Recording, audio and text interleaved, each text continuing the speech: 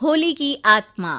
बचपन से शहर में रहने वाला मनोज इस साल होली की छुट्टियों में अपने गांव दुर्गापुर वापस आता है, जहां उसे देख पूरा गांव खुशी से झूम उठता है। जब गया था तब इतना सा था और अब देखो कितना बड़ा हो गया है। हाँ सरपंच जी, जब मैं गया था तब आप भी बहुत जवान थे और अब देखो कितने बूढ़े हो गए हैं आप। चलो चलो, बढ़िया है। बच्चा घर वापस आ गया। इसी खुशी में आज रात पार्टी होगी। क्या बात है, गांव में भी पार्टियां होने लगी। वैसे अगर पार्टी की बात है तो आज क्यों सीधा होली पार्टी करते हैं। होली पार्टी की बात सुन चहल पहल में अचानक सन्नाटा छा जाता है, जिसे देख मनोज को कुछ अजीब लगता है, लेकिन तभी सरपंच बात पलट देता है। अब बहुत देर हो गई, चलो सब अपने घर चलो, पार्टी के बारे में कल सोचेंगे। मनोज भी मम्मी पापा के साथ घर आ जाता है, पर होली पार्टी और उस पर पूरे गांव की खामोशी वाली बात अभी तक उसके जहन से निकलती नहीं। पापा, होली पार्टी की बात पर सब चुप क्यों हो गए थे? अरे होगी उनकी कोई अपनी बात। मुझे गांव की पंचायत ही थोड़ी पता है। थक गया हूँ, चलो सो जाते हैं, कल बात करते हैं। पापा की बात मानते हुए मनोज भी सोने चला जाता है। आज तो छुपा लिया, लेकिन हफ्ते बाद जब होली का दिन आएगा तब इसे कैसे रोकोगे? अगली सुबह सूरज के साथ ही मनोज भी गांव घूमने निकल जाता है, जिस पर रास्ते में उसे अपनी ही उम्र के कुछ लड़के भी मिलते हैं, जिनसे दोस्ती कर अब वो उनके साथ घूमने लगता है। इसी तरह कुछ दिन बीत जाते हैं और होली नजदीक आने लगती है।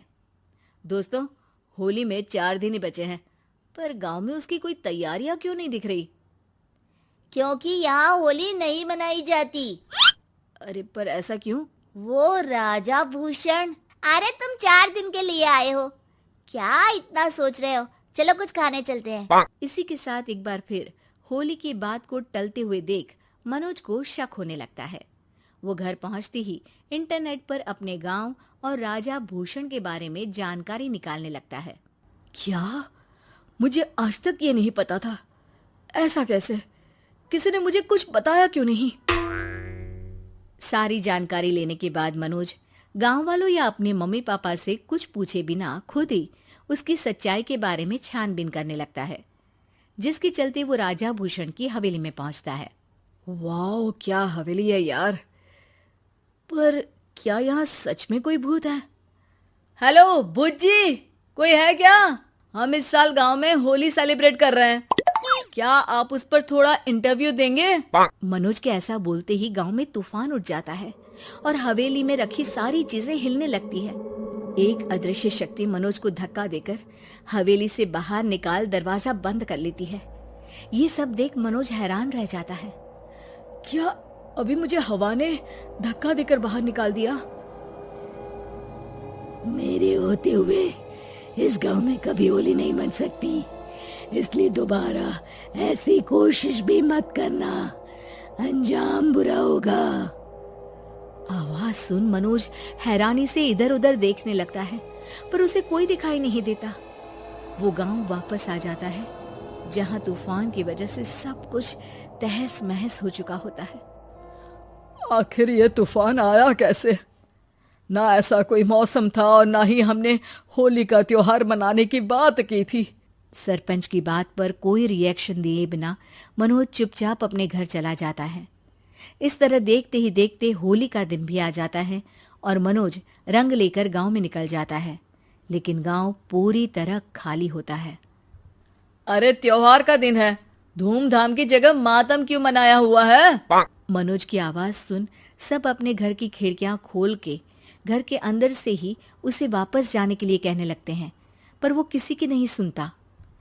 तुझे पहले भी समझाया था, अगर होली खेलने की कोशिश भी की तो अच्छा नहीं होगा। अरे बात मान लो बेटा, तुम्हें सच नहीं पता। मुझे सब पता है। सालों पहले इस राजा ने एक अंधविश्वास फैलाया और आप लोग आज तक उसे मानते आ रहे हो। अरे बेटा, जब तुम पैदा भी नहीं हुए थे उससे भी बहुत पहले से इस गांव पर होली का श्राप है। अगर गांव में होली का त्योहार मनाया जाता है तो प्रलय आना पक्की बात होती है। राजा भूषण इस सब में नहीं मानते थे और त्योहार मनाने लगे, जिसके चलते होली वाले ही दिन पहले उनके बेटे की और फिर उनकी मृत्यु हो गई।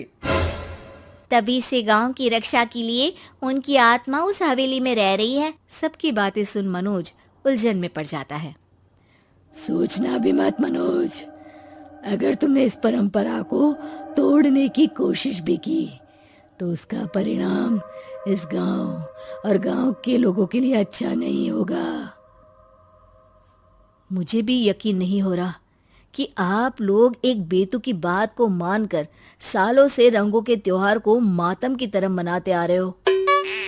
मनोज किसी की कोई बात ना मानते हुए पूरे गांव में रंग बिखेर देता है, जिसके तुरंत बाद वहां तूफान के साथ बिजलियां गरजने लगती है। अचानक मौसम में ऐसा बदलाव देख जहां मनोज कंफ्यूजन में आ जाता है, वहीं गांव वाले डर से सहम जाते हैं।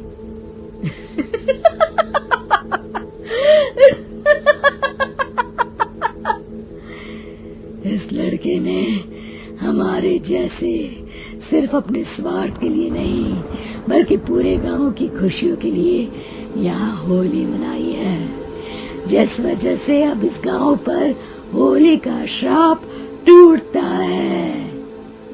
ऐसा बोलकर राजा का भूत वहां से गायब हो जाता है, जिसके बाद गांव के लोग धूमधाम से होली मनाते हैं। खुशियों के रंग गांव में बिखरे ही होते हैं कि अगली सुबह अचानक मनोज कहीं गायब हो जाता है और एक बार फिर गांव में होली का नया राज शुरू हो जाता है।